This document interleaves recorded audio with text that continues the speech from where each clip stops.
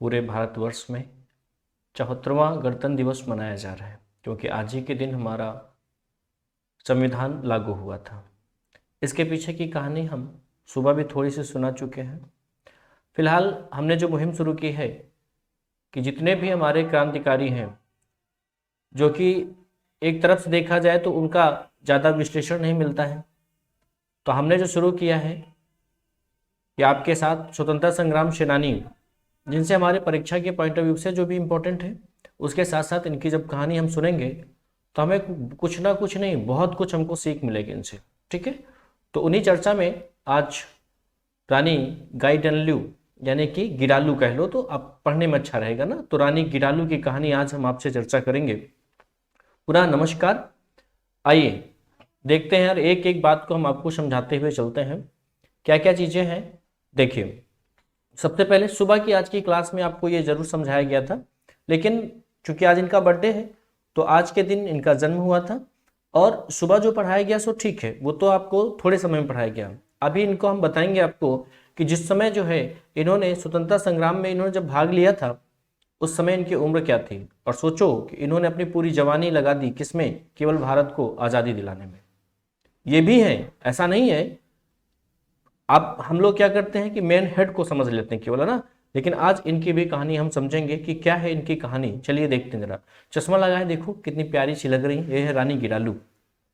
पूरा नाम रानी गाइदिनल्यू, तो आप गिरालू पढ़ लीजिए, ठीक है ना। 26 जनवरी आज ही के दिन 1915 में इनका जन्म हुआ था। कहाँ पर हुआ था? मणिपुर में। मणिपुर आप जानते हो पूर्वोत्तर राज्य है मणिपुर, ठीक है ना। और इनकी मृत्यु जो है वो 17 फरवरी 1993 को हुई थी भारत में। दूसरी बात यह है कि इनको पद्म विभूषण मिला। कैसे, क्या है, आगे हम कहानी में जरूर चर्चा करेंगे। स्वतंत्रता सेनानी है, भारतीय है।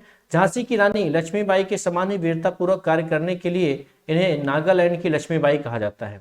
नागालैंड की लक्ष्मीबाई कह लो और चाहे पूर्वोत्तर राज्य की या पूर्वोत्तर क्षेत्र की लक्ष्मीबाई कह लो, दोनों बातें सेम है। चलिए थोड़ी बात समझते हैं कि भारत की प्रसिद्ध महिला क्रांतिकारी में से एक थी। इन्होंने देश की आज़ादी दिलाने के लिए नागालैंड में, जन्म मणिपुर में हुआ लेकिन इन्होंने नागालैंड में अपनी क्रांतिकारी गतिविधियों को अंजाम दिया। झांसी की रानी लक्ष्मीबाई के समान वीरतापूर्व कार्य करने के लिए इन्हें नागालैंड की रानी की लक्ष्मीबाई भी कहा गया। ठीक है, रानी गिरालू की अगर हम बात करें तो इन्होंने अपने क्रांतिकारी गतिविधियों के कारण अंग्रेजों ने गिरफ्तार कर लिया। जब इनको गिरफ्तार कर लिया गया तब सोचो, मतलब कि पंडित जवाहरलाल नेहरू के अथक प्रयासों के बाद भी इनको छोड़ा नहीं गया।